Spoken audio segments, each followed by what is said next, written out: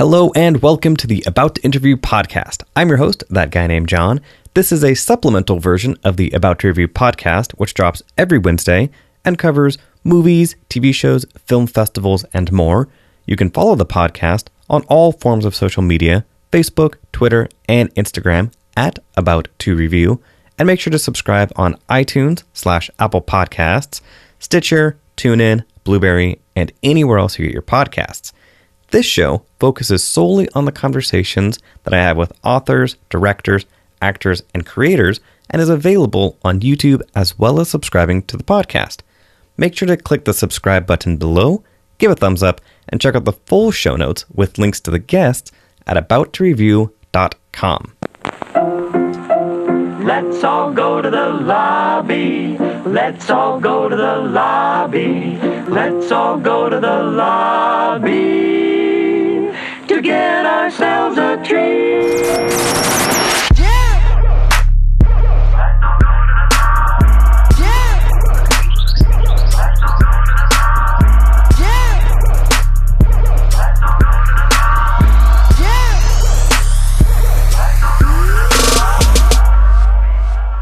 Welcome you to the show now, the cast of Love, Simon, and the director, Greg Berlanti, along with Nick Robinson and Alexandra Shipp. Welcome to the show, everybody. Thank you. Thanks for having us. Yeah, so we actually met briefly when you guys were in Seattle recently, and I wanted to talk about, one of the first questions I have actually, is about coffee, because we met at a coffee shop. Tell me about one of your favorite memories or moments that you have had over a cup of coffee. I don't remember most cups of coffee that I have because I'm so tired when I drink them, but there's something about, in the morning, there's kind of a ritual to coffee that I really like. There's just a routine to it. I think I probably had a good cup of coffee today, and while we were doing this shoot. So I guess all the fond memories of today bring me back. That was Nick, just talking right there. This is Greg. I started drinking coffee very early, probably too early, but my mom was cool with it. I was probably about 13 or 14 years old, and I would go walk in the mornings to the coffee shop down the deli down the street and get a big cup of coffee and a roll, and come back, and my mom and I would chill out in the mornings, and those are some very fun memories. This is Alex. I think the oldest memory I have about a cup of coffee wasn't mine, it was my mom. When I was younger, and cell phones were still the size of e-boom speakers, I would be hanging out with my mom. There was a coffee shop down by our house called Coffee Java, and we'd be sitting outside, and she would always be on her phone. And I remember it's one of the most vivid memories of cell phones. I hated them because my mom wasn't sitting there talking to me and playing with me. She was on her phone talking to other people that, in my opinion, were not as nearly important as I was. So that's my first memory about coffee. The next question is for Nick and Alex. So your characters, Simon and Abby, I would love to know what makes those characters happy. When you're getting into the mindset of the characters, what makes them happy? Well, for Simon, this is Nick talking, by the way. And for Simon, I think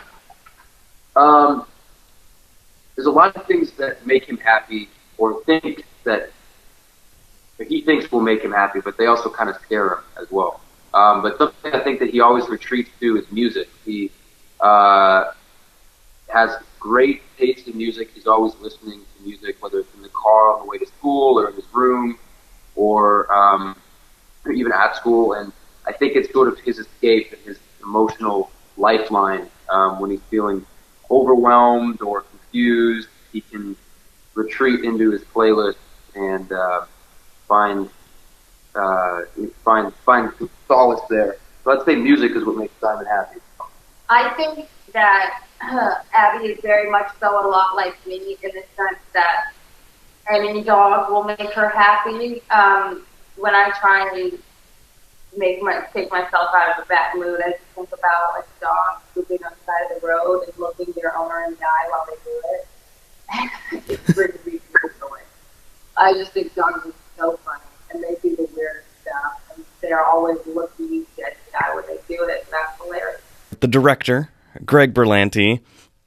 So as Kevin Smith has put it, the Berlanti-verse of Arrow and Flash and all of those CW shows keeps you very busy. What about Love, Simon drew you to the project and made you want to be involved? Primarily, it was just a film that I wished it had existed when I was young, and I thought it was such a rare thing to have a studio be so supportive of a movie like this, to actually have a gay teen protagonist at the center of the studio, romantic comedy with all the bells and whistles and happy ending was, that those were all things that I responded to viscerally when I read the script and thought was a wonderful opportunity. When I was watching the film, some words that came to mind for me were friendship, fear, truth, and acceptance. So for all three of you, I would like to know, what was the last thing you did that scared you?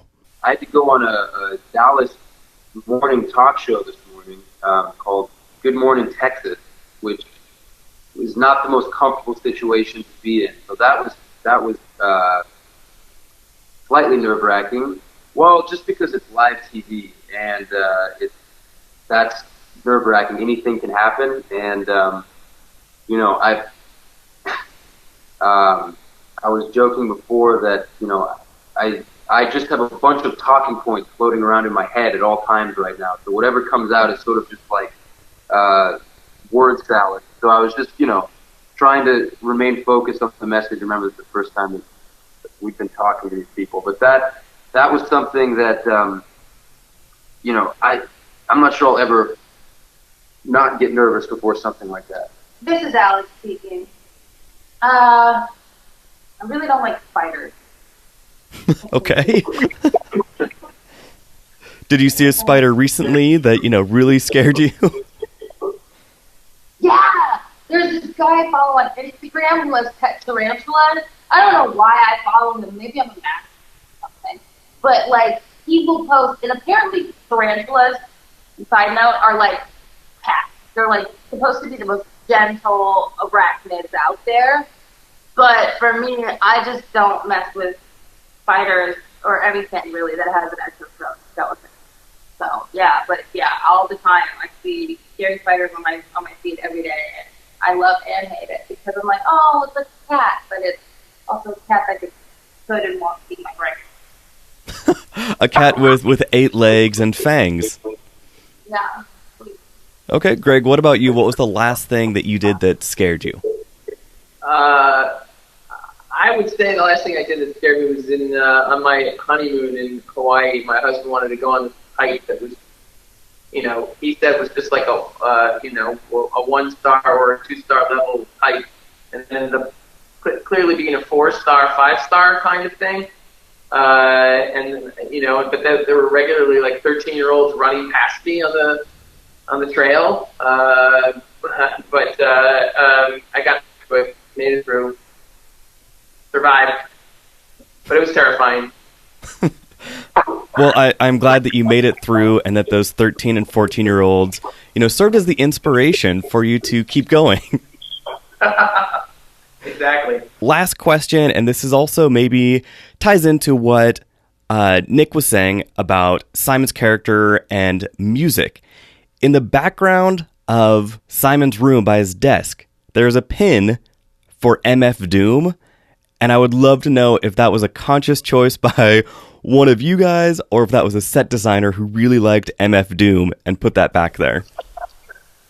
And I wish I could say that was me, but I think that was a very subtle set designer joke. I didn't notice the MF Doom pin. I have to watch the movie again. Definitely props to the set designer for that one.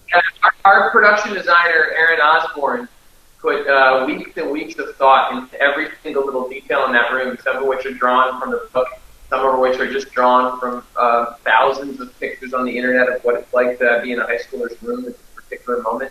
and it really is a featured sort of element of the movie. So we're glad you took notice of something.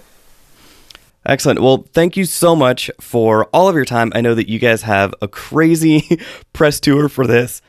So I've been sitting down with the director of Love, Simon, Greg Berlanti, and two of the stars, Nick Robinson and Alexandra Shipp. Thank you guys so much.